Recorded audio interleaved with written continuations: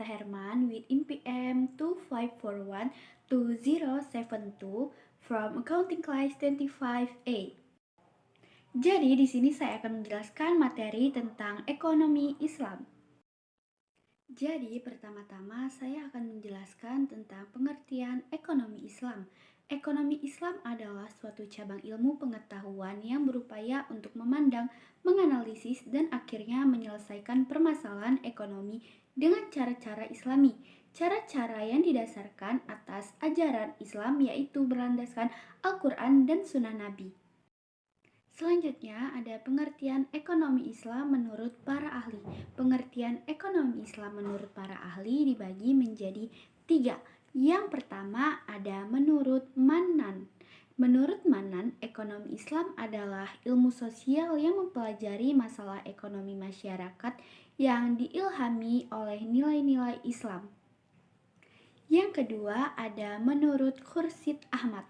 Menurut Khursyid Ahmad, ekonomi Islam adalah suatu upaya yang sistematik untuk memahami masalah ekonomi. Selanjutnya ada tujuan ekonomi Islam. Tujuan ekonomi Islam dibagi menjadi 6. Yang pertama ada meningkatkan ekonomi lebih makmur. Yang kedua ada menciptakan ekonomi yang adil dan merata. Yang ketiga ada mewujudkan perekonomian yang stabil. Yang keempat ada mewujudkan perekonomian yang serasi. Yang kelima ada mewujudkan perekonomian yang menjamin kemerdekaan produksi. Dan yang keenam ada menciptakan ekonomi umat yang mandiri.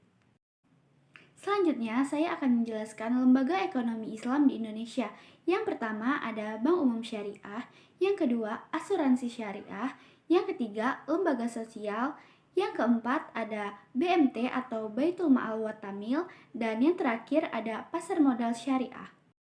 Selanjutnya, saya akan menjelaskan tentang pengertian bank syariah. Bank syariah adalah bank yang melaksanakan kegiatan usaha secara konvensional atau berdasarkan prinsip usaha syariah, yang dalam kegiatannya memberikan jasa dalam lalu lintas pembayaran. Selanjutnya, saya akan menjelaskan tentang peran bank syariah.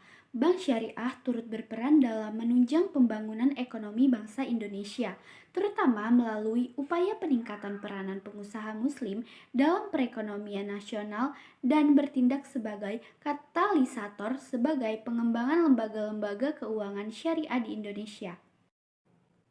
Selanjutnya, saya akan menjelaskan tentang definisi pegadaian. Pegadaian adalah menjadikan suatu benda berharga dalam pandangan syariah sebagai jaminan hutang dengan kemungkinan hutang tersebut bisa dilunasi dengan barang tersebut atau sebagainya. Selanjutnya, ada rukun dan syarat pegadaian syariah. Yang pertama ada rukun. Rukun dibagi menjadi 3. Yang pertama ada rahin, yaitu orang yang menggadaikan. Yang kedua ada murtahin, yaitu orang yang menerima gadaian. Yang ketiga ada marhun, yaitu barang jaminan. Selanjutnya ada syaratnya. Syaratnya dibagi menjadi 3. Yang pertama ada mempunyai nilai menurut syariat. Yang kedua harus ada pada waktu akad. Dan yang ketiga ada harus bisa diserahkan seketika kepada murtahin atau wakilnya. Selanjutnya ada pengertian Baitul Ma'al wa Tamil atau kita sebut sebagai BMT.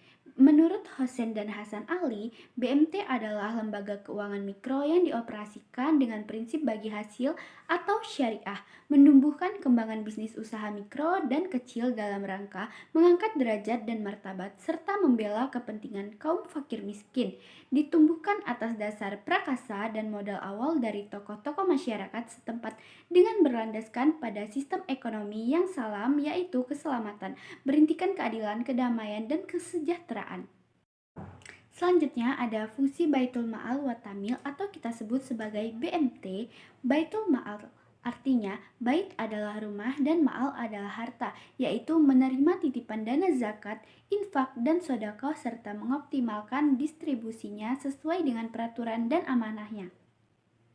Yang kedua ada Baitul Tamwil. Bait artinya rumah, at-tanwil artinya pengembangan harta, yaitu artinya melakukan kegiatan pengembangan usaha-usaha produktif dan investasi dalam meningkatkan kualitas ekonomi pengusaha mikro dan kecil terutama dengan mendorong kegiatan menabung dan menunjang pembiayaan kegiatan ekonominya.